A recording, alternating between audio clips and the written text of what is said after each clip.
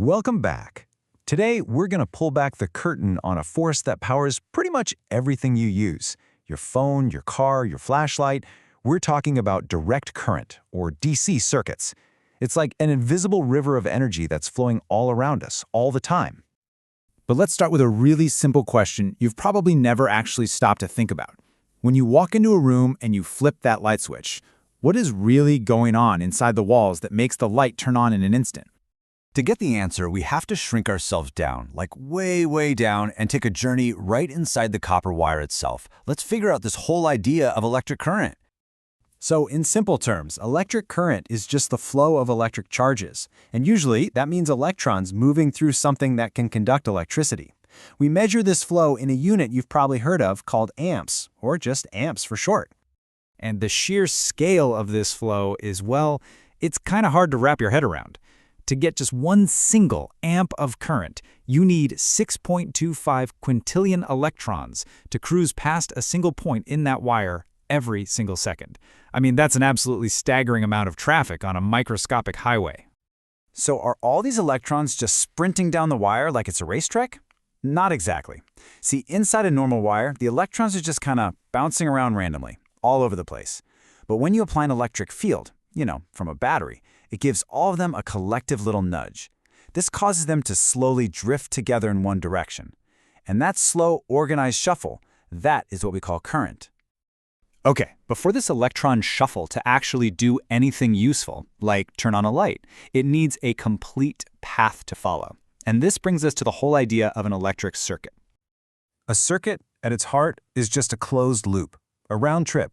It needs three key players: a source, like a battery, to give the electrons that push; a load, which is just whatever you're trying to power; a light bulb, a motor, you name it; and, of course, a switch, so you can be the boss of the whole operation.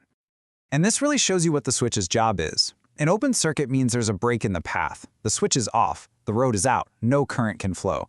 But in a closed circuit, the switch completes the path. It's like lowering a drawbridge, and that allows all those electrons to make their full journey and power up the load. Okay, so we've got a current, and we've got a path for it to follow, but what are the rules of the road? How can we predict what's going to happen and actually control it? Well, this is where we bring in the fundamental rulebook for pretty much all DC circuits, Ohm's law. And this brings up a really important question. If electrons in a wire are basically free to move wherever they want, what stops them from just becoming a chaotic stampede the second you provide a path? What's putting on the brakes? The answer is resistance. You can think of it like electrical friction. Every material naturally fights back against the flow of current, at least a little bit. And we measure this opposition in a unit called ohms. The relationship between the electrical push from the battery, which we call voltage, the actual flow of electrons, our current, and this electrical friction, the resistance, is all tied together by this beautifully simple formula. Voltage equals current times resistance. That's it. That's the famous Ohm's law. And what's so cool about this law is that it's so easy to prove. If you increase the voltage, the current increases by the exact same proportion. Their ratio is always constant. If you plot that on a graph, you get a perfect straight line. And the steepness of that line, its slope, is the resistance of the material. It's just so clean and predictable. All right, now that we have the rulebook, we can actually start designing things.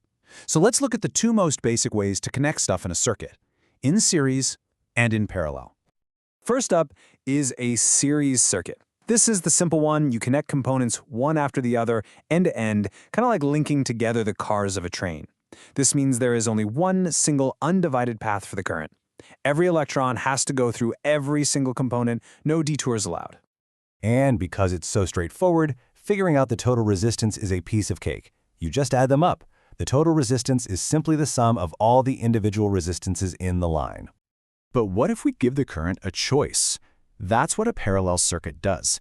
Here, the current gets to a fork in the road and splits up, flowing through several different branches at the same time before it all meets back up on the other side. Yeah, that formula might look a little weird, but the idea behind it is actually really simple. Think of it like checkout lanes at the grocery store. By opening up more lanes, you make it way easier for people to get through. It's the exact same idea here. By providing more paths, you actually make it easier for the current to flow, so the total resistance of the circuit goes down. This is exactly how your house is wired, which is why you can turn on the TV and the microwave at the same time. Here's a fun little brain twister for you that shows this stuff in action. If you take two light bulbs with different power ratings and you wire them in series, which one do you think glows brighter? It's the one with the lower wattage rating. Isn't that wild? It's because the lower wattage bulb actually has a higher resistance, and in that single-path series circuit, it ends up hogging a bigger share of the voltage. It's a perfect real-world puzzle that Ohm's law just solves for us. So, we've gone all the way from individual electrons up to the basic rules of circuits. Now let's zoom back out and see how these simple principles are the absolute backbone of modern technology, especially in the world of sensors. Take this thing, a light-dependent resistor, or LDR. This is a really clever component because its resistance changes based on how much light is hitting it. The brighter the light, the lower its resistance becomes. By measuring that change, we can build all kinds of cool things, like automatic streetlights or the auto brightness feature on your phone. And here's another one, a strain gauge. That little zigzag pattern is basically a tiny, super flexible resistor. When you stretch it or you squash it, its resistance changes in a very precise, measurable way. This is how we can turn a physical force, like you stepping on a digital scale, into an electrical signal that we can actually read. So, we've seen how we can use resistance to our advantage, but what if we could just get rid of it entirely? Well, that is the incredible promise of superconductors. These are truly mind-bending materials that when you get them cold enough, their electrical resistance just drops to absolute zero. Gone. And this leaves us with a massive, exciting question. We've just seen how resistance defines and limits pretty much every circuit we build. So what becomes possible in a world without it? What could we create with perfect, lossless, zero-resistance circuits? Think about that for a bit. Thanks for joining me.